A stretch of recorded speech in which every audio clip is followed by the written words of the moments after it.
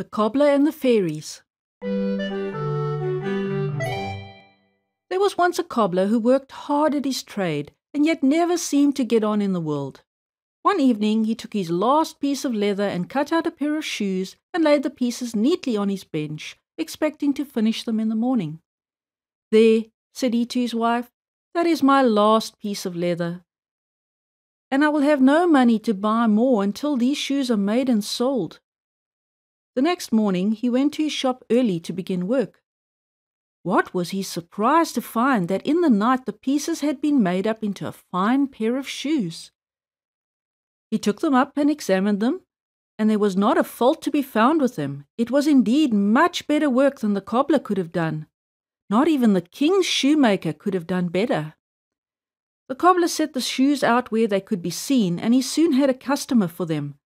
This customer was a very rich man.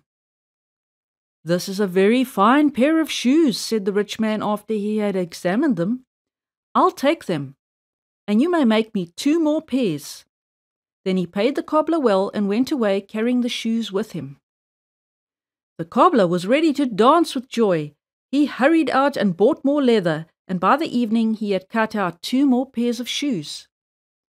He left the pieces lying on the bench as before. When he came back to the shop the next morning, he found both pairs finished and standing side by side on the bench, and they were just as well made as the other pair had been. The rich man was delighted with them, and he brought a friend to the shop with him, who also ordered 2 pairs of shoes. So it went on. Soon the cobbler had all the customers he could attend to, and they paid high prices for his shoes, for they were better than could be bought anywhere else. But the cobbler puzzled and puzzled about who was helping him.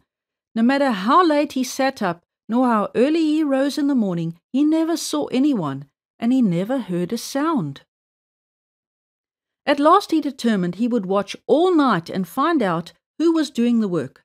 So when his wife went off to bed, he hid himself behind some clothes that were hanging in the corner, and stayed there as still as a mouse. No one would have known there was anyone in the room. The moon shone in the window, and all the house was still. Suddenly he saw 2 little brown fairy men there in the room, but where they came from he could not tell. It was cold winter weather, but neither of them had on coats or shoes or trousers.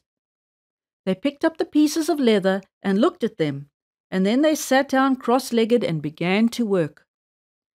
They fitted and sewed and hammered so fast that in a short time all the shoes were done. The 2 little men set them in a row on the bench.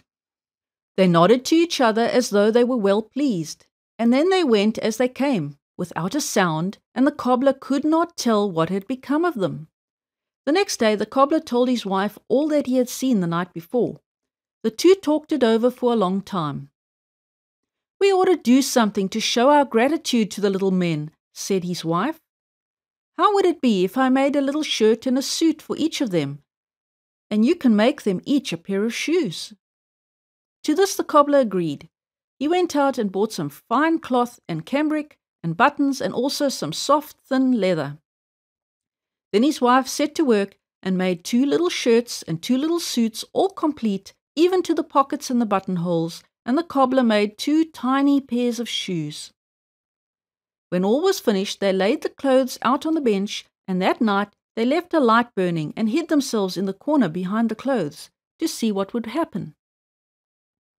The clock ticked on, and suddenly they saw the 2 little brown men there in the room, moving quietly about, though how they had come there neither the cobbler nor his wife knew. The little men went to the bench where the leather was generally laid out, and there, instead of leather pieces, were 2 little suits of clothes and the 2 little pairs of shoes. The brownies took up the clothes piece by piece and examined them. They held them up and turned them this way and that. Last of all, they put the clothes on, and they fitted exactly.